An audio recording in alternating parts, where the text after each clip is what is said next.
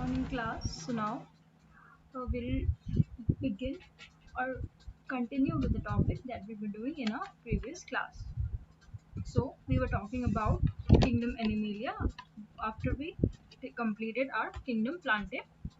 So the introduction part we have already done in the previous class, the first class of our Kingdom Animalia chapter, and now we'll talk about the different phylums as we have done the basic introductory section that included all the basic information that we needed to study the different phylums of animal kingdom.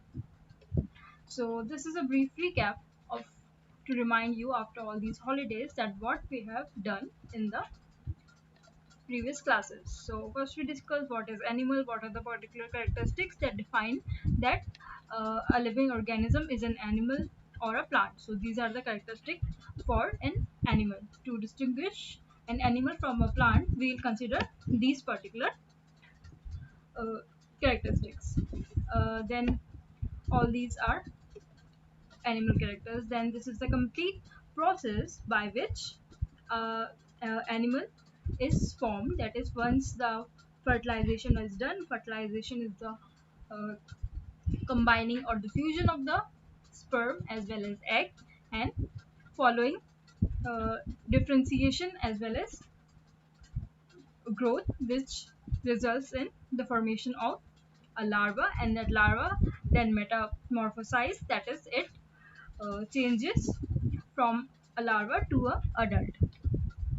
These are the different stages that you will see in the development of an animal. All these gastrula, blastula stage, and the development of the different germ layers, endoderm, ectoderm, as well as mesoderms, we have studies in our previous class that helped us to determine what is coelom and what are the different organisms divided on the basis of presence or absence of coelom, that is coelomate as well as acoelomate animals. Then we talked about the phylogeny of the animals.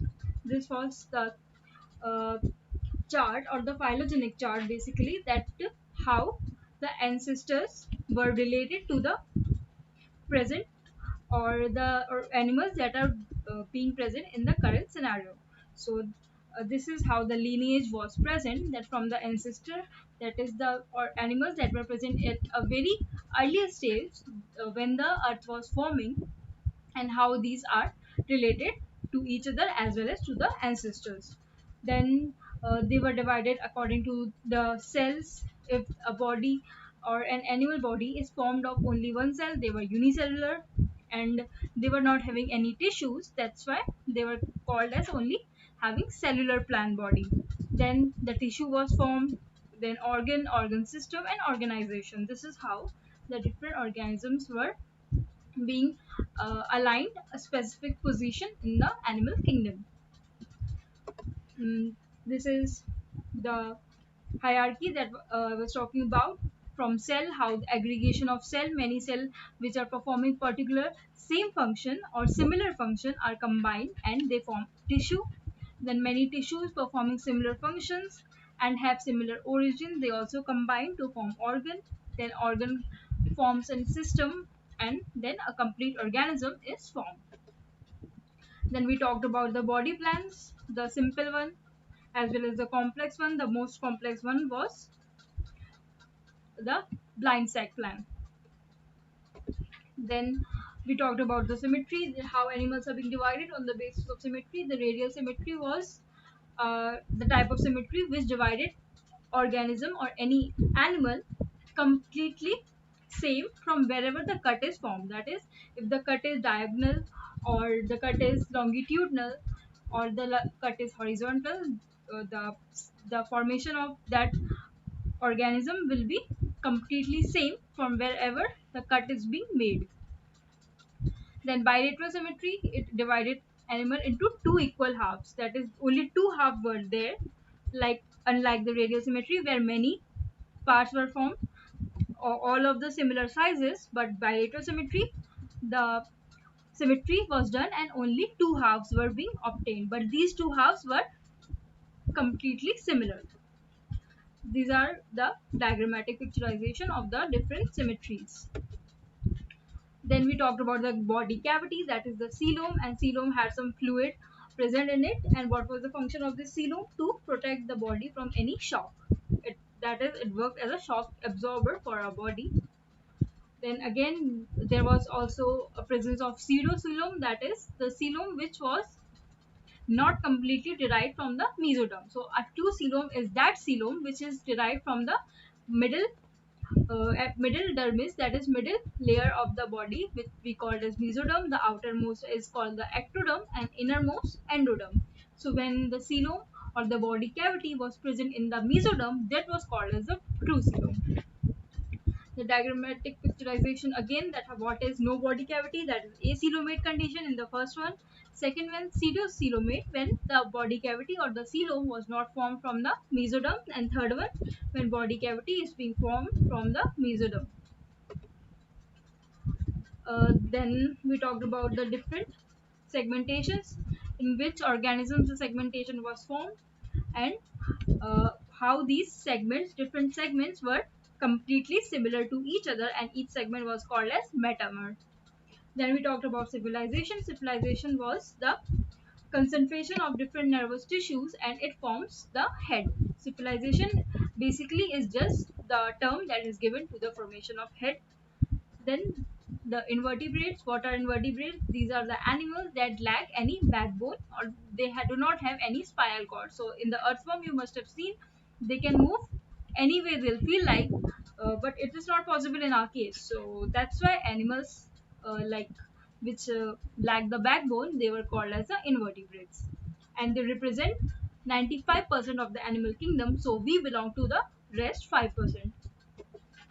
Now, from here we have to start our topic.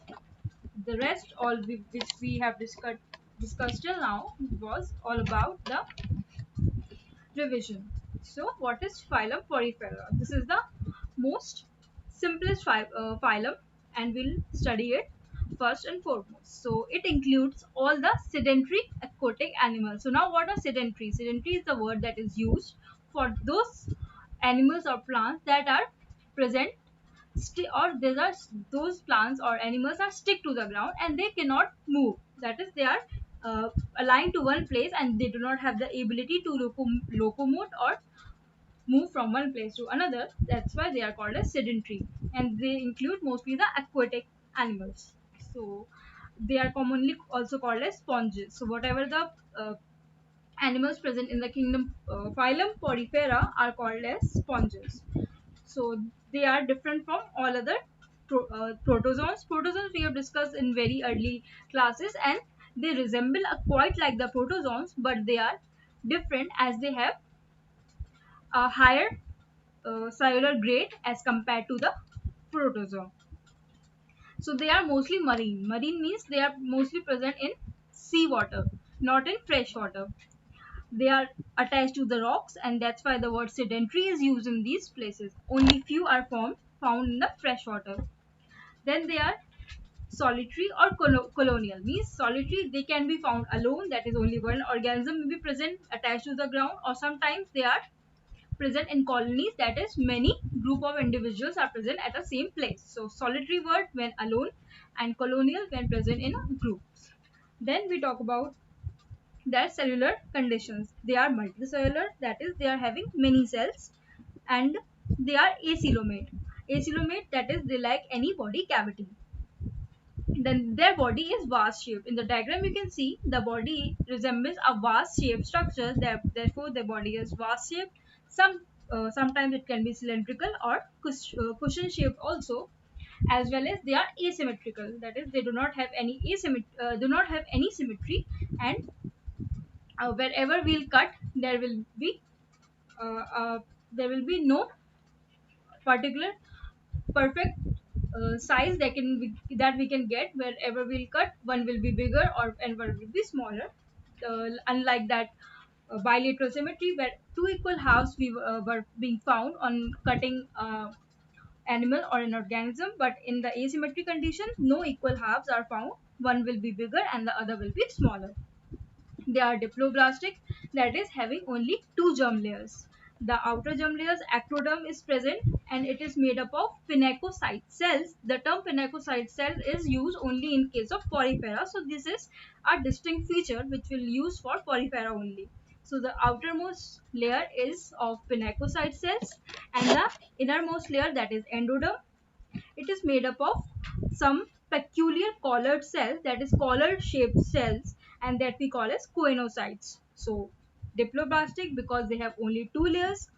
The outermost ectodermal, it is made up of pinacocyte cells. They are flattened in shape, and the innermost, that is the uh, endodermal layer, and it is made up of choanocyte cells. And in between these two layers, that is there is presence of some gelatinous cellular substance that we call as mesenchyme. Then the other feature, the body is perforated. These are the perforation. You can see some holes. This is called as the perforation, and these perforations are called as ostia.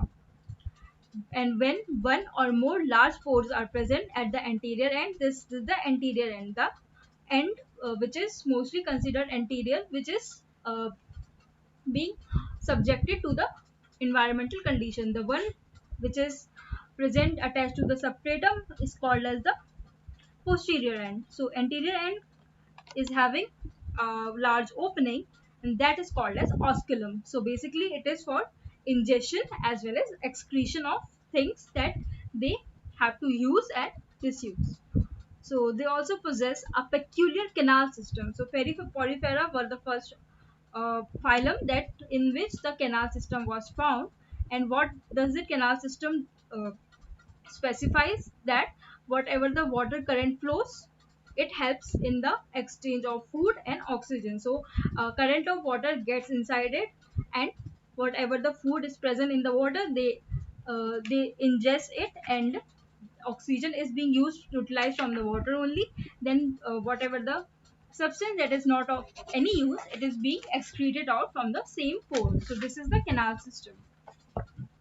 Now let's discuss some uh, other features. That is, we have discussed this one. Sponges are sessile. Sessile means they are not able to move. Sedentary and sessile are the same things.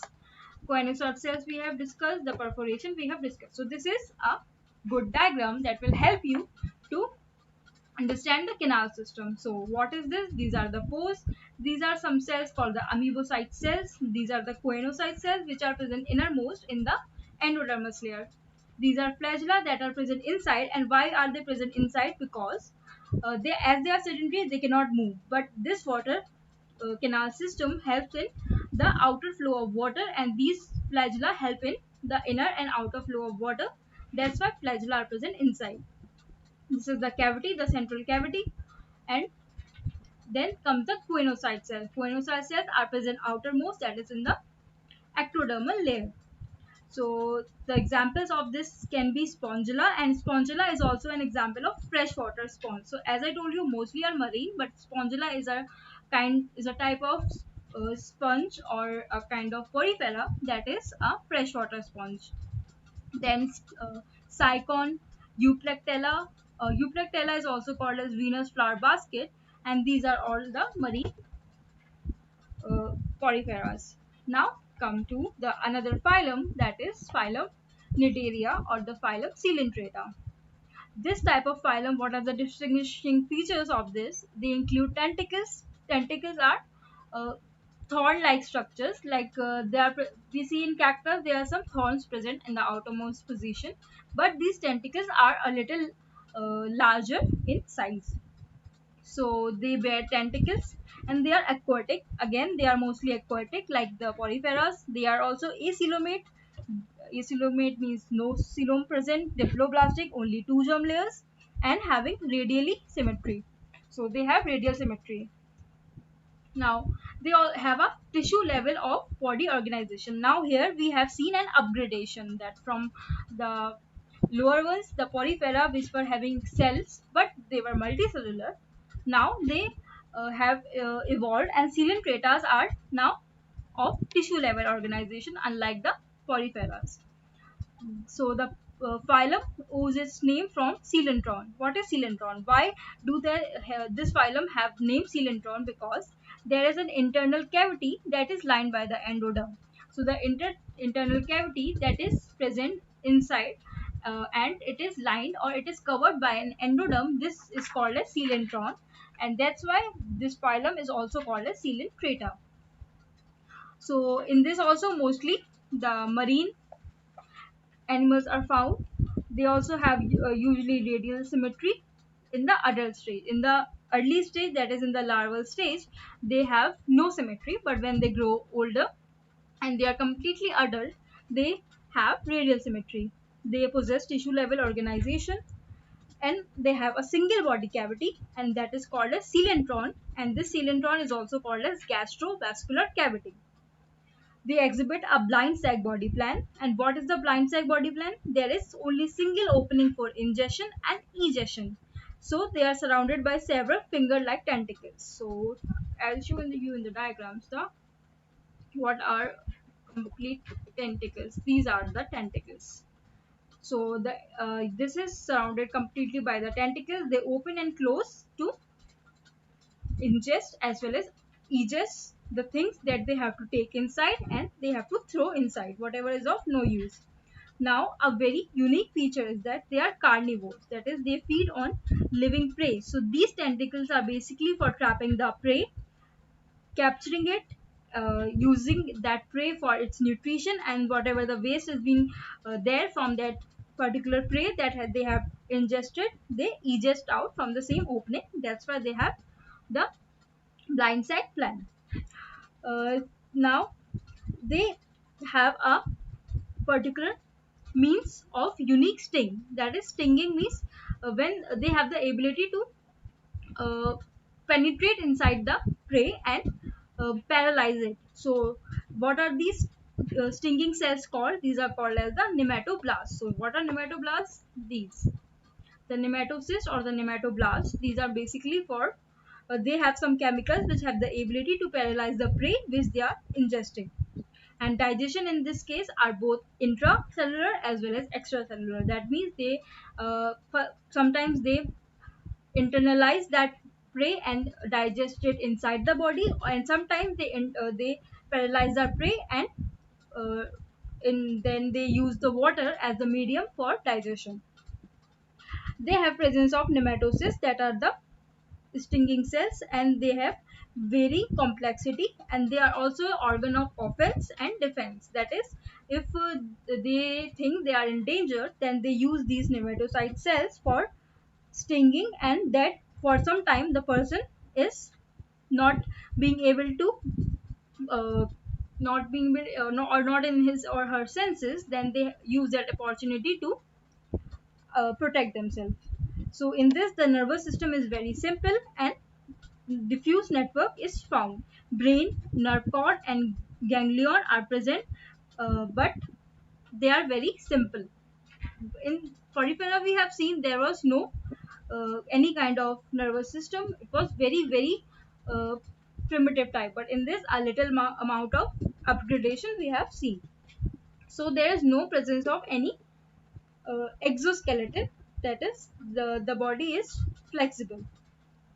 What How they reproduce? Now they mainly reproduce by the asexual reproduction, by fission or budding, or sometimes by gamete formation. That is, the sperm and the ova can be formed sometimes. And the larva that they form is called as the planula larva. They have, yeah, one very important thing in the case of coelenterata as is that they have two forms, polyp and medusa. Now what does this means? They are, as I told you, these are mostly solitary or colonial. That is, sometimes they are present in group and sometimes in individual form. So they are either free swimming or fixed. So in Porifera, we have seen that if they were 100% sedentary, that is, they cannot move. But it is not the case in coelentrates. They can be both free swimming, that is, they can swim in the water in which they are present, or remain fixed to a rock. So therefore, there are usually two types of individuals: free or attached. The polyp stage, it is also called as the asexual stage, And the free swimming stage, it is called as the medusa stage, and this represents the sexual stage. So this stage, the polyp one is asexual, and it remains attached to the substratum and it cannot move. But the medusa stage, it have the ability to move, and it is more important stage, and it is called as the sexually reproducing stage. The shape of the polyp is a tube. You can see in the diagram it have a tube like structure, and the mouth is covered with tentacles, and these tentacles are directed upwards in the upward direction, whereas the medusa is shaped like an umbrella with the mouth and tentacles on the ventral surface. So in this, the condition is reversed. The whatever the mouth and tentacles are present, it is present in the ventral condition, ventral position, but in the polyp, it is present in the dorsal position. So the example of the coelenterata is Hydra. Hydra is a very good example of coelentrates. Then Obelia, Aurelia, and Gorgonia. So Gorgonia is also called as the sea fen. Now we come to the another one. You can see the diagram of Hydra, and it is a Cnidarian. So this complete picture shows that how in the sea or in the marine conditions in the oceans, these ctenophora are present, and they are uh, being so much colorful, and these are the tentacles being seen in the upward direction. And this is the medusa stage. You can see the umbrella shaped stage. Now we talk about the ctenophora stage. So this stage, this include very less amount of animals.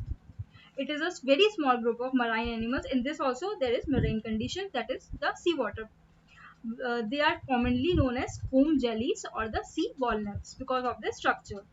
So earlier these this जो phylum है वो include होता था Coelenterata में, but now they have some different characteristics, that is we'll discuss, and because of those distinct characteristics, these are being separated from the Coelenterata.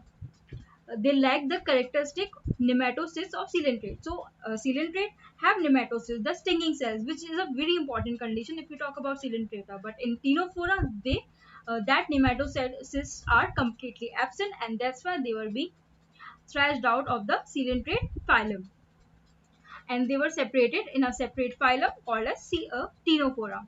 So what are the basic characteristics? They are marine, solitary, and free swimming. So in this also both conditions are formed. They can be attached to the ground or they can be free swimming. And the body possesses cell and tissue grade of organization.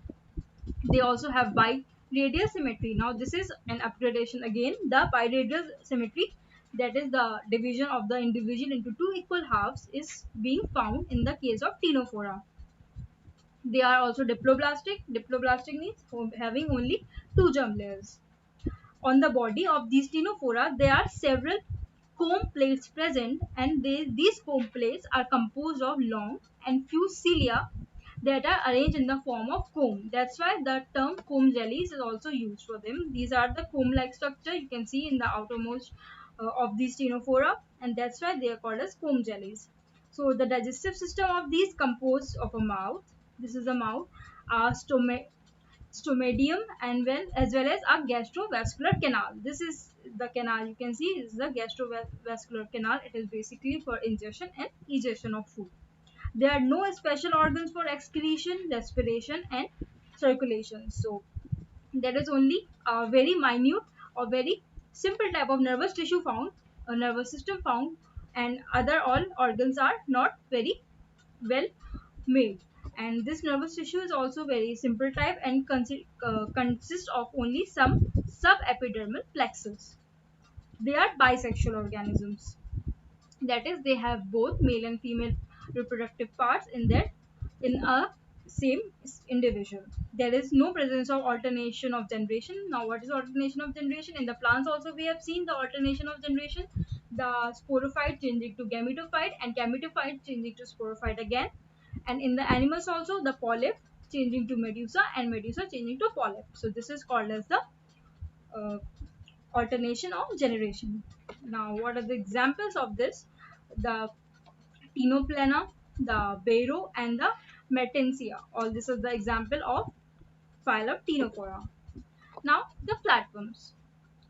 The flatworms. or the platyhelminthes. This is a comparatively higher phylum, and it starts to show the characteristics of higher animals. Now this is triploblastic, that is, now the three germ layers are found in this but no coelom, so therefore they are acoelomate, but still there is an upgradation that they are triploblastic. They have bilateral symmetry as well as they are dorsoventrally compressed, that is, in the diagram you can see dorsoventrally, that is, they are having flattened shaped structure and they are compressed. uh, so they are free living, that is, they are not attached to any substratum.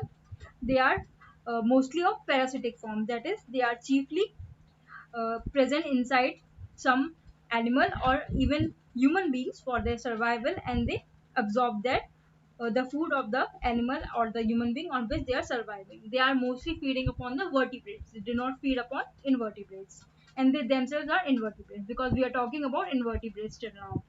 They are triploblastic, acoelomate, bilaterally symmetrical, dorsoventrally flattened, and they have a blind sac body plan. What is blind sac body plan? Same cavity for ingestion and egestion. They show a tissue grade level of organization. So in this, the tissues are present, no cellular organization is present. They are soft-bodied animals and unsegmented worms. Segmentation, if it is present, then it is not true. So true segmentation here it is not found. If we when we move further, then we'll see true segmentation. But till here there is segmentation absent. If present, then it is not a true kind of segmentation. There is no body cavity, coelom completely absent. The epidermis cellular or syncytial. The syncytial means that presence of more than one nucleus in the single cell. That is, if this is single cell, there will be presence of more than one nucleus, then we call it as the syncytial condition. They are ciliated. The cilia is present for the movement, and these platforms are covered. This is the cuticle. So these platforms are covered with a cuticle, and cuticle is mainly present in those forms which are parasitic, that is, which are feeding upon the other organisms. So this cuticle is for saving these flatworms from the gastric juices of the other animals on which they are being feeding. They have some adhesive structures. What is adhesion? The attachment of something on some other thing. So adhesive structure, that is, food can be considered as an adhesive structure. They have both suckers and mouths. So these are the suckers present inside them, and hooks are present. They are both present and for attachment purposes. So these are also very much highly developed in those cases which are parasitic. The muscular system is of mesodermal origin. Till now we haven't seen any muscular system, but from on now on, the platyhelminthes, the muscular system has started to form, and it is of mesodermal origin. It is longitudinal, circular, and some oblique muscles are found, and these muscles are formed just below the epidermis. So in case of parasite, the outermost layer is cuticle, then second comes epidermis, and the last one is the presence of some oblique layers. Digestive system is altogether absent, but they are having some highly branched and incomplete. If the digestive system present, mostly it is absent, but if sometimes present, it is having some branches, but it is not complete, and it is also without any anus. So the skeletal, respiratory, and circulatory systems are still absent. They are not found in the case of platyhelminthes. So what the excretory system consists of? Excretory, in this we have seen that muscular system developed, digestive system is developed but incomplete, and excretory system also developed little bit, that is, it has some pair of tubules and protonephridia. Protonephridia are also called as the flame cells, and these are a distinct features in case of platyhelminthes. And sometimes the protonephridia may or may not be present, but if present, they are mostly present in the higher forms, but in the case of primitive forms, they are absent. Nervous system is present but very poorly developed. So now we have seen three systems that are developed in the case of platyhelminthes: nervous system little developed, excretory system having protonephridia or the flame cells, digestive system uh, present but not complete, and the muscular system with some oblique muscle layers. So in this case, they are mostly hermaphrodite, that is having same uh, one platyhelminthes having both the gametes, that is male and female, and fertilization is mostly internal in case of platyhelminthes. Development may be direct or indirect. So the examples of this is most very good example is this human tapeworm, Tena solium. So it is called as the human tapeworm because it is mostly found in the body of humans, and it is a parasite which is sucking upon the humans. Then other is planaria fasciola. Fasciola is also called as the liver fluke, that is present inside the liver of the organism. You can see in the picture a complete diagrammatic picturization of the platyhelminthes. Little amount of respiratory system present, mouth present, no NS present, nervous present, and not very well developed. Intestine present, incomplete. Flame cells are present. What are flame cells for? Excretion. And eyes are present. So flagella is present and internal, and these are helping the platyhelminthes to move. The diagrammatic picturization of fasciola hepatica, the mouth present, that is the posterior most part. Oral suckers are present. Suckers are for the case of parasitic platyhelminthes that are feeding upon other, so that they adhesive structures. These are the adhesive structures. They help in the attachment of the fasciola hepatica to the organism on which they are being dependent upon. The this is the nervous system that is being shown in the diagram. Now, Eschal Helminthes will do in the next class. For now, this much is enough. Thank you.